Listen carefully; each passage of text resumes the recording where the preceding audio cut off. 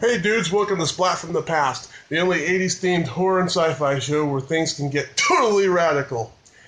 Now today, I will be interviewing yet another stand-up comedian from the Bay Area, friend of mine, and that is Chelsea Bearce. Chelsea Bearce is a very funny girl, a very nice girl, and multi-talented. And today we'll be talking to her about her beginnings in stand-up and her present career. And she's an amazing girl, really talented. And yeah, today is Chelsea Bearce. And yep, waiting for her to call.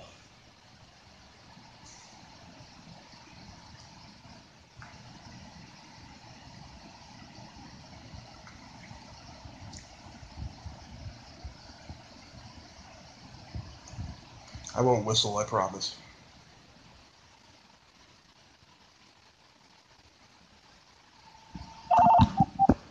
Hey Chelsea, welcome to the show. Hi, Tommy, how are you? Great, how are you doing? Good, thank you. Awesome, thank you for taking the time today. Are you there? Yeah. Oh, there you are, okay. I'm trying to navigate out of Sacramento, and all of a sudden there's like a ridiculous amount of freeways, and it's just like it's so ridiculous to get out of this city. It's like they want to keep you here for life. Yeah. Well, thank you for taking the time this afternoon. So did you... Yeah, totally. Can you hear me okay? Because you're kind of cutting in and out. Yeah, I can hear you. Oh, great. Okay, cool. So did you love stand-up comedy growing up? I did. I loved it. I loved watching it. And to me, stand-up comedy was, it always seemed like the people that I would look up to and watch, like, you know, Jerry Seinfeld and, you know, like Bill Cosby and, Carlin. It's like watching these guys as a kid, I knew that they were born to do this. And so it never crossed my mind that I could cross over into the stand-up comedy world, because these guys were clearly meant to do this, like, since birth, you know? Yeah. But yeah, I've loved comedy ever since I was a little kid. So who did you like? Seinfeld? Who else? I'm sorry, say that again? So you liked Seinfeld. Who else did you like? I grew up liking, Jerry Seinfeld. Robin Williams was a big one for me. Carlin, Eddie Murphy. I, watched a lot of these guys. But then I also have a background in sketch comedy. Yeah. And so I grew up watching Monty Python. Yep. And also listening to a group from the 70s called the Firesign Theater. Yep. And so these are sketch comedy-based troupes that I would watch. And I fell in love with that style of comedy as well. And I just loved how they kind of mirrored each other. You know, stand-up was very independent. It was one person. Yep. But the fact that these comedy troupes could play off of each other and create these environments in such a short amount of time, I loved that. So sketch was a big part of my growing up as well. Yeah, I was a big fan of Saturday Night Live and SCTV when I was growing up. Yeah, totally. Were you always funny growing up? Yes. I think a lot of it was accidental, and I started acting when I was 11 years old, so I've been on stage for the majority of my life. And I was always in plays and shows and performances, and I was always the funny secretary, or, the sassy best friend, or, I was always that character because I knew how to deliver comedy. So, and I always really liked just lightening up situations. I'm always that person who's like, oh, it's getting a little heavy in here. Or some people might be getting offended. How can I make this whole situation a little bit lighter, a little bit funnier, and a little more tolerable for everybody involved?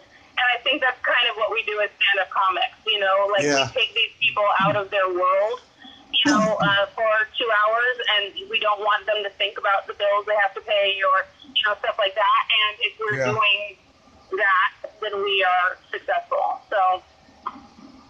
Yeah, I saw your demo reel on YouTube. You are a very good actress, I have to say.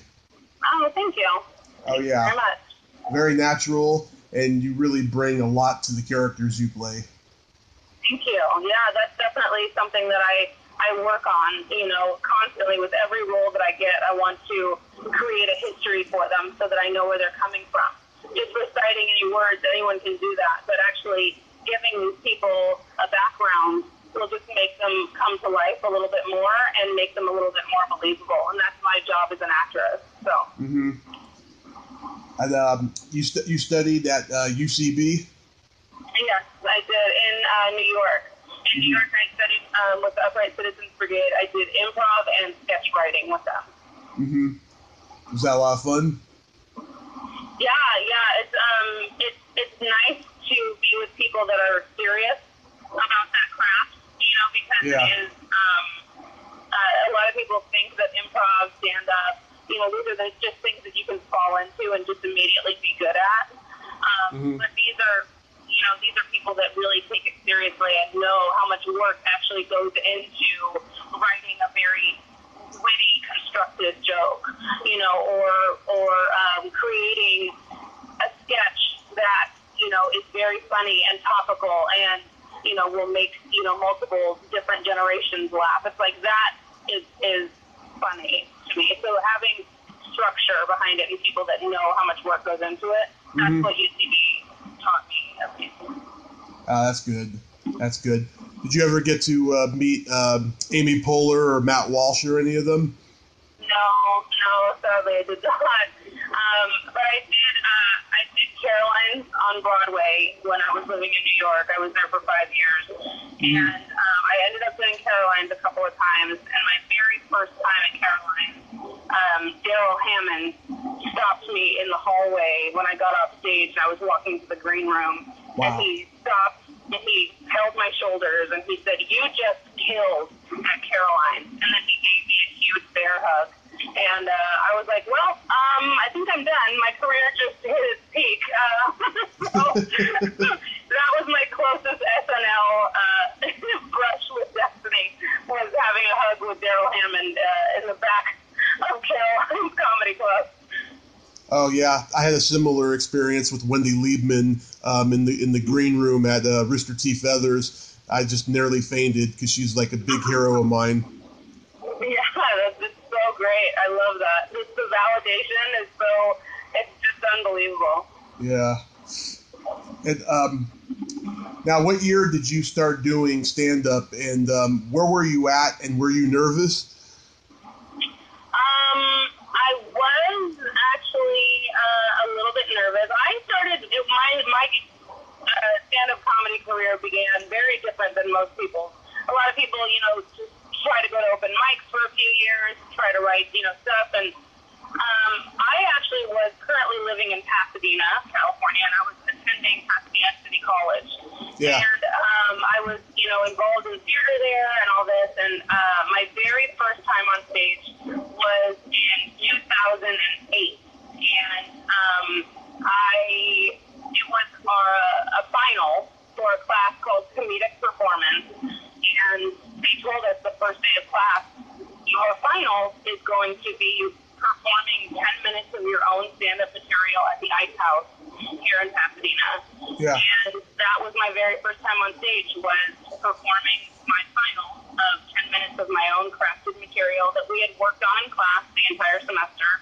And that's when I got the bug. I went on and I had a kick-ass set. I felt very proud of myself. But I just loved the fact that I could get on. I loved the thought of getting on stage, talking about things that were going on in my life, having people relate to them, and they thought it was humorous.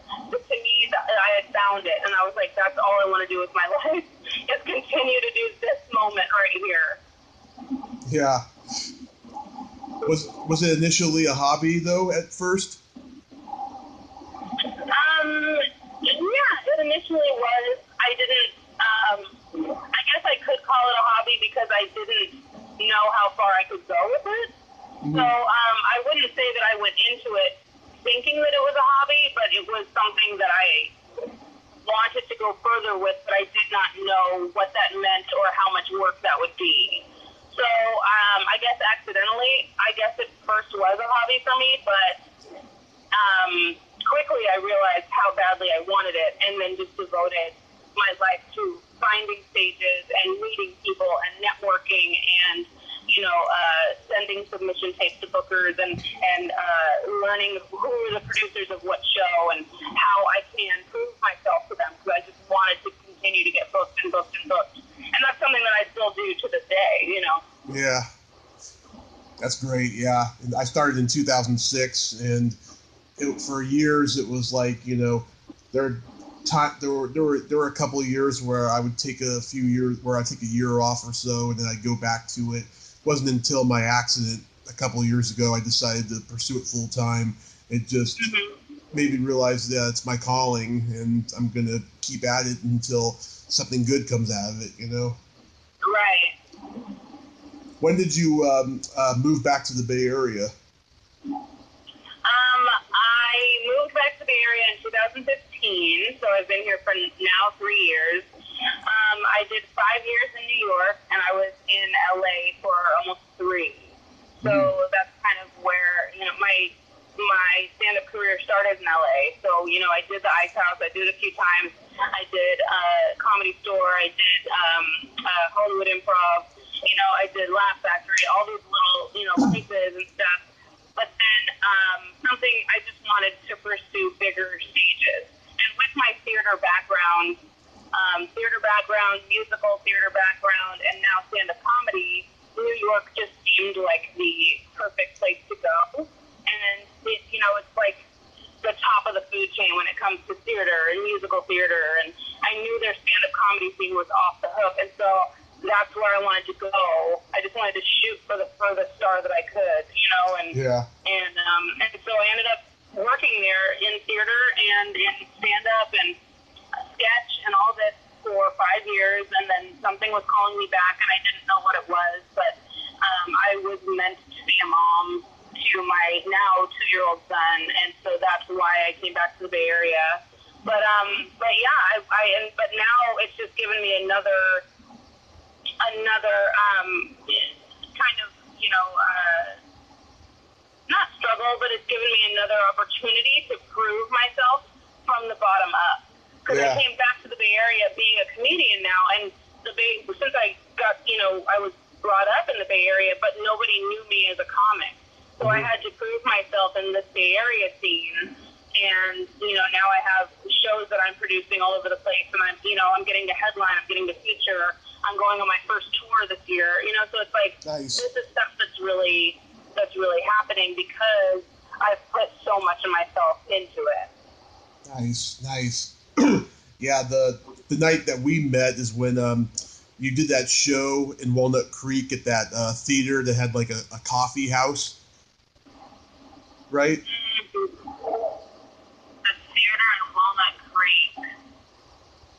Yeah, it was like a theater that had like a Starbucks type of coffee house in it. Oh my God, why don't I remember this? Why don't I remember this place? It was a 2000. It was a 2016. What that place was? Yeah. I just remember I completely bombed that night. I did like 10 minutes, which is on YouTube. I put it on YouTube, and I completely bombed that night. You laughed. I remember I saw you laugh a few times that night. And you were so kind and so sweet to me. I mean, you treated me like a friend or a peer, and I really appreciated that. Oh, that's so nice. I actually, it's funny that you say that. I just came from lunch with a fellow comedian based out of Sacramento. Her name is Wendy Lewis. Mm-hmm. And half of our conversation during lunch was about that, about how in this industry, it's so easy to find people who, will stab you in the back or not be nice to you, give you the time of day. And we just both don't understand that mentality, that frame of mind. Yeah. It's just, I don't understand why you feel the need to step on anybody to get further ahead. Especially in something like this. It's not like I'm going to steal your jokes and I can tell jokes that you can tell. And it's like, you know, we can each be funny in our own realm. Why also be assholes to each other, you know? So I really appreciate you saying that, because it's something that I don't ever want to burn a comedy bridge. Mm-hmm. If there's a way that I can help a comedian in any way, I will. If I can get you booked on the show that I'm doing, great. If I can get you feature work for a comedy production team that you've never worked with, great. You know, if I can help you get on a flight so that you can go to a festival and kick ass for those 10 minutes and it gets you more work, great. I'm going to do that, because I feel like we all need a little bit of help in this industry, and it doesn't pay to be assholes to each other. I don't get it. No. I mean, the camaraderie that there used to be, it's no more, and you're definitely one of the rare ones, and I appreciate you so much because of that. Oh my gosh, it's my pleasure. Yes. And you were also, you were pregnant that night too. How's the baby doing? I'm sorry, say that again. I was pregnant the night that you met me? Yeah. How's the baby doing? Oh my gosh, he is thriving. He just hit 2 years old the beginning of last month, the beginning of May. So he is just thriving. He's such a happy child, and I love that now not only can my comedy, you know, be about things that are going on in my life, and I can do things that, you know, the audience can relate to, but I can also now talk about being a mom and, you know, stupid things that we do as parents, and, you know, fucked up things that our kids do. You know, like, I love that my comedy is evolving with me on this journey of life, and I like that I have the skills to know how to adapt my comedy to what is happening in my real life. So I love that. I love that he's a part of my life, and that I can also use him on stage to make other people happy, you know? Yeah. Are you tired of the stinky diapers yet? You know, it's so funny. Like, no, and I don't know why that is. It's almost like I don't view it as, you know, a dirty diaper. Now, if it was some other kid's dirty diaper, it would gross me out. But because it's my kid, I just see it as another chore that I have to do right now. Okay, great. It's just, I look at it with an objective eye. You know, I don't think about it being poop that I'm scraping off my kid's asshole. It's like, no, this is just what I have to do right now. This is my job as a mom. So, yeah. That's awesome. So I see you're doing a lot of gigs. Yeah, you've been hosting a lot, correct? Mm-hmm. Yeah, I do host a lot. I produce, I book, I host, I feature, and I headline as much as I can. So, and I like being on all levels of it. You know what I mean? Like doing a bunch of different jobs behind the scenes of comedy. I absolutely love that, because I want to know the ins and outs of every job that makes a stand-up show possible. Yeah. Have you played Rooster Teeth Feathers? That's a club that I've never done. Yeah, I was a fixture there for about 8 years until this last time. They pissed me off last time I was there. But oh no! What happened? Oh, can you not talk about it? Oh, I can talk about it. Don't worry. Let me tell you, I've been there 8 years, and I have never been late, ever, right? And I was late this last time. I came down to the Bay Area because I live in Redding now. I came down to the Bay Area to do some sets to get ready for my America's Got Talent audition. And this manager, she's been there probably about 4 years now. She wasn't there in the beginning, so she doesn't really know me that well. And she was... she's always been a bitch to me, especially, I'll tell you, they were all nice to me in the beginning, but then once I started pursuing comedy, they just turned on me, and I don't know why. But she in particular was just a really nasty bitch to me, and so I sent this long-ass email to the owner, you know, telling her, you know, what she said, and telling them just how in general they've been treating me the last few years, and I'm fed up with it. And I never heard back from her, and I don't want to go back there unless I'm going to audition for the Burbank Comedy Festival the next time. But other than that, I won't go back there and perform because I just don't like the way I was treated, so. Right. Jeez, that sucks. Yeah. And I heard Cobb's has an open mic now. Yeah, I haven't been able, because of scheduling conflicts, I haven't been able to check it out. Yeah, Cobb's has an open mic now, and actually Last Unlimited in Sacramento, they started doing not only an open mic on the first Tuesday a month, but they've also incorporated it with a writing session. Oh. So Ellis Rodriguez is actually heading that up, and comics come out there pretty early in the day, and they, for about an hour, they just are kind of working through material that they haven't really developed yet, and they have just this big writing session, which I think is really, really beneficial, because a lot of people don't know how to create content. Mm-hmm. Yeah. Yeah. Also, have you ever done that Sunday night at the Punchline open mic? Yes. I hate that it's a thing, but I know that I have to do it to pursue future gigs in that venue. I'm actually going to go there tonight. I'm not happy about it, but I'm going to go there tonight. I've never done it. I've always just put it off. I don't need to perform there that badly, so I won't do it. Right. Are you good at doing crowd work? Yeah, that's actually about 90% of what I do now is, I have material that I sprinkle into my show, mm-hmm. and material that's tried and true, and I know will get a good response. But 90% of the time, it's just me talking with the audience. My comedy is kind of, after 10 years, it kind of has taken this turn that I never thought it would go down. And now crowd work is what I mainly do on stage. Nice. Yeah, crowd work is a specialty of mine. I try not to do it as much though, because I want to get my jokes through the thing, but I'm pretty good at it. I mean, I can make a wisecrack like nobody's business. Yeah. You're good at roasting though? Yeah, I like to be.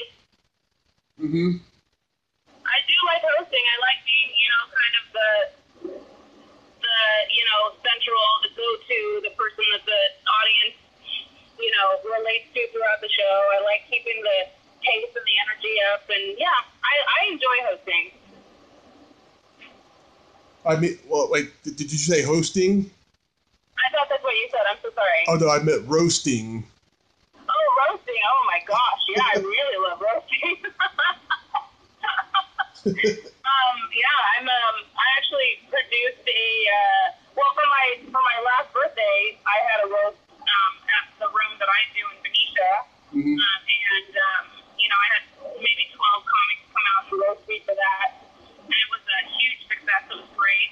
And then I produced a roast rap battle in Sacramento. I do that a couple times a year. And so we have one of those coming up in July. Mm-hmm. So, I get a bunch of comics to come out and write roasts that are in rap battle format. And so they rap back and forth to each other, which is really fun. Mm-hmm.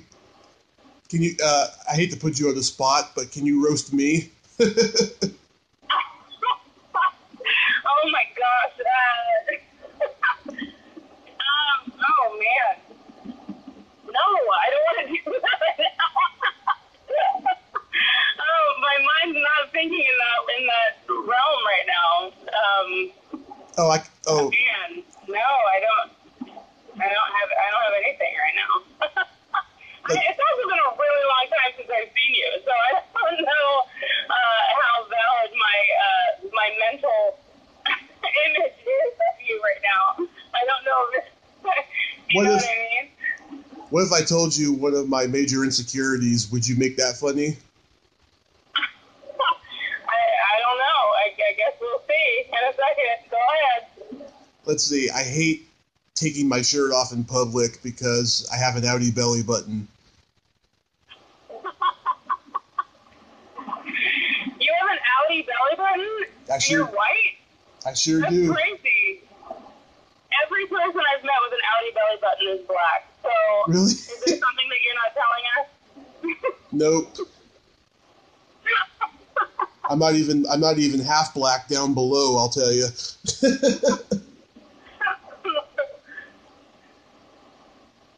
Yeah, you can't make that funny, huh? It's a very specific, thing. I mean, I don't know. I guess I got nothing. Sorry. Okay, it's okay. One of your trademarks that you have, and you joke about it on stage, is your big boobs. I do. I have large boobs. Yeah. How old were you when you started developing them? I was in 4th grade. Wow, 4th grade? I was in 4th grade, and I had really big boobs. I had to kind of defend myself, really early. Yeah. I mean, now that we're in this whole Me Too movement and, all this stuff, and, it's like, I've been kind of defending myself for such a long time when it comes to body image, because I didn't know what was happening, and this is my body. Nobody else looks like that. Why am I this way? Why am I different? Is it wrong? Is it bad? And so, I had to kind of figure that out, and kids aren't nice. So, it was really hard to, grow up and have that attribute that grown-up, adult women want so badly, but when you have it really early on in childhood, it's just, you would rather die. Yeah. Is it a family tradition, though? It's tradition. Is it a trait that my family has? That was like, do I have big boobs in my family? Yeah, like, does your mom have big boobs and stuff? I mean, I wouldn't say that there's anyone really flat in my family, but I definitely take the cake when it comes to well endowments. It's like I got all of it, So everyone got a little bit, but I got the rest that was in the bowl, I guess. Yeah, because when I met you and you were pregnant, I thought you were like in the early stages of lactating, and then when when we became friends on Facebook and I saw older pictures, I was like, damn, she's like that all the time. Right, just forever lactating that's me. Yeah, no, it's a good thing. It's a good thing. Yeah, there are definitely worse things that you can complain about. But I also have to acknowledge it on stage because I know that that's something that is seen immediately. And if I don't address it, then it's something that everyone else will be wondering why I'm not addressing it, and they won't hear anything else I have to say. So I usually address the fact that I have big boobs pretty early on, just so that we can move on to something else that I'd like to talk about.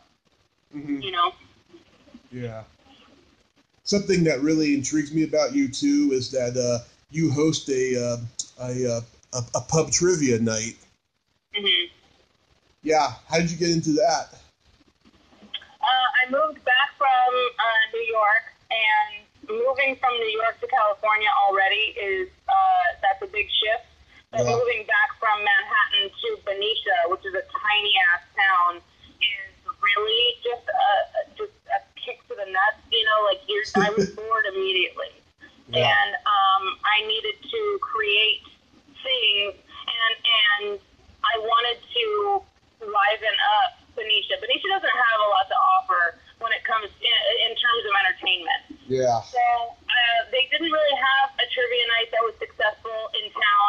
They had no stand-up comedy in town. And so I went around to a few different venues, and I found one that would take me in, and we would try it out, and they, gave their faith, in me. And so I offered them, to write out some trivia, and I figured out how to do that, and I just built it from the ground up, started advertising like crazy on different social groups and different media platforms, and now, I've got regulars that come every single week. People have, invited their family and friends to come. We have standing room only. It's every single week now, and it used to be monthly, and now it's 4 times a month. It's really grown and become its own kind of, entity. So it's really, really cool to watch something that I've created from literally nothing. So. Yeah. I attempted to host trivia twice before my accident. In 2011, I hosted for a whole straight month at this wine bar in Redwood City, California, and my sound system broke down. I got it from some flea market, which I do not recommend. It was like $80. It was a bad sound system, and so the guy said, save up, get a new one, and we'll see you back in a month, right? Well, it took about 9 months for me to get a new one, and then by the time I came back, the guy was no longer interested. So then a few months after that, I was hosting a comedy night briefly, and then then about a year later, I hosted trivia again at this one bar. It was a wine bar, and they were really into it. I mean, everyone was having fun. They loved my politically incorrect questions, and just like all the jokes I would make, in between questions and stuff. I mean, they were really into it, and they wrote me a $60 check after it was over. But then I never heard from them again. And then as soon as I get out of the hospital, I find out that they just closed down. And I was like, what? After like a year? Oh my God, I couldn't believe it. I loved hosting trivia, but it was a lot of work, just to get easy questions. You try to make it hard, but you try to make it easy, It's really tricky hosting trivia. I don't know if I would ever attempt it again, really, though. Yeah, I really enjoy it. I have people from all generations that show up. So I have people in their 20s, I have people in their 80s, and these are all regulars, but I also adapt it every single week and change it up, So some questions will be easy for young people, some questions will be easy for old people, but there's always a mix in every round that I do. And I also ask for suggestions for future categories that they would like to see, and so I take those home, and then I have a jumping off point. Okay, these are ones that were suggested by people that come. Let me try to head down this route to give them what they want, and then then you have people that continue to come back just on the off chance that you're doing their category alone, but also because the entire trivia night is just filled with crowd work. That's all I'm doing is asking questions, but then just riffing.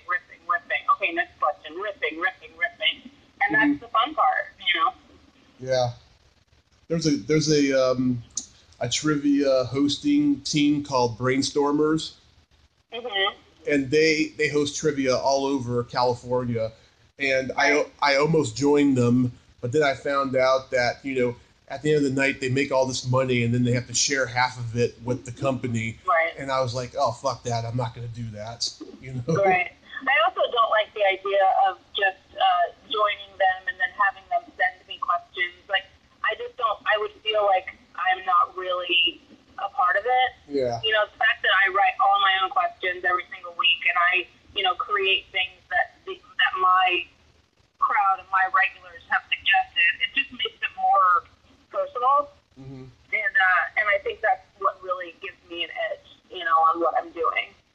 Yeah, absolutely. So how far do you want to go with your comedy career? I'm sorry, you cut off. How far do I want to go with comedy? Yeah. Okay. Well, I mean, that's an interesting question, just because you're talking to someone who, is a full-time actress, comedian, and freelancer, and so, I have a full-time job of doing a bunch of part-time jobs. Yeah. And so, every time someone sees me act in something that has only seen me do comedy, or vice versa, if they've only seen me act, and then they finally come and see me do comedy, a lot of them are like, well, do you consider yourself an actress, or do you consider yourself a comedian? Do you consider yourself a comedian, or do you consider yourself an actress? And I get that question more often than any other question, and I don't feel like there's a need for me to choose.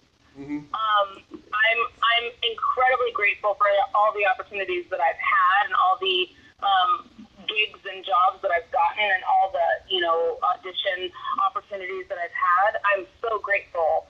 But I refuse to choose if I'm one or the other. I would never give either one of them up.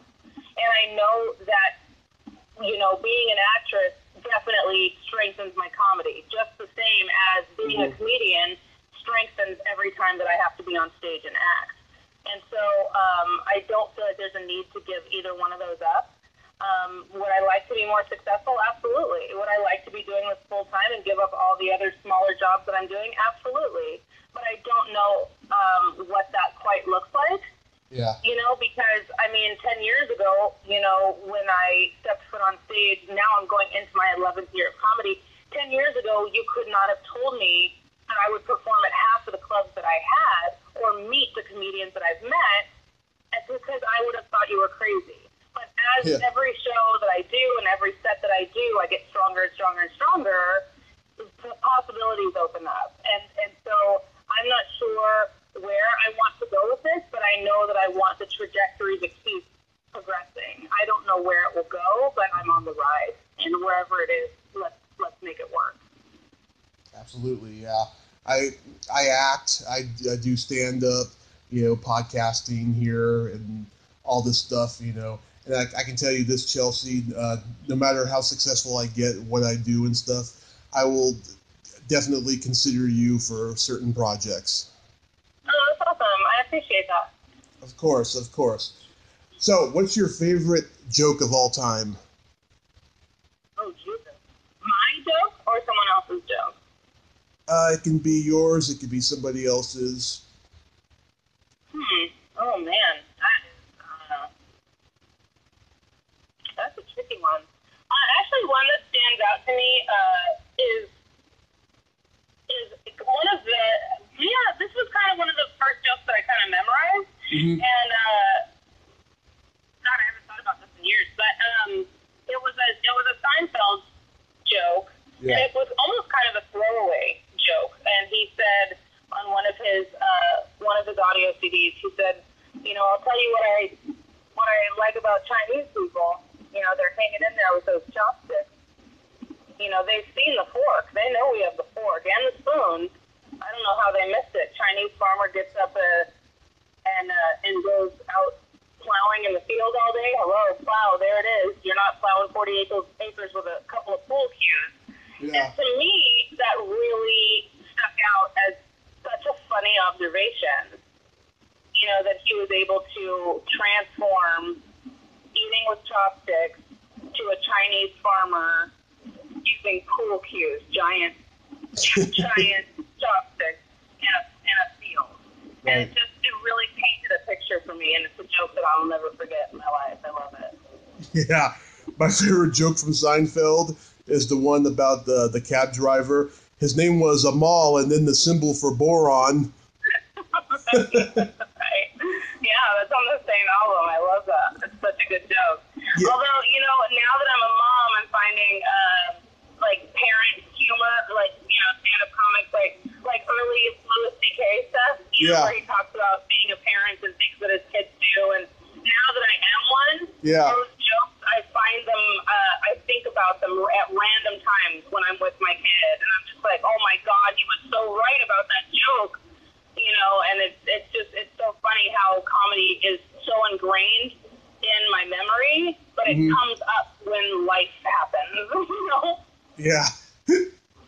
And funny thing is, too, that's probably the edgiest joke Seinfeld has ever done, because if you look at his whole career, he has no jokes that are as edgy as that one. I mean, it's like, in hindsight, borderline racist, that joke. Right. Right. My favorite joke of all time, do you know the Eddie Murphy joke about the bear and the rabbit? Oh, I'm not sure. I guess not. A bear and a rabbit are taking a shit in the woods. The bear says to the rabbit, "Excuse me, sir, do you have a problem with shit sticking to your fur?" The rabbit says no, so the bear wiped his ass with the rabbit.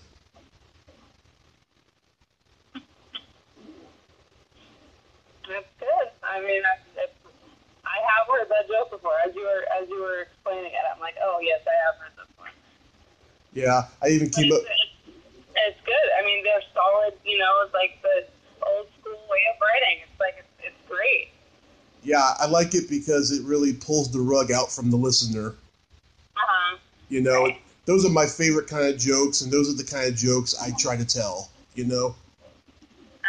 I even came up with a second punchline to that joke.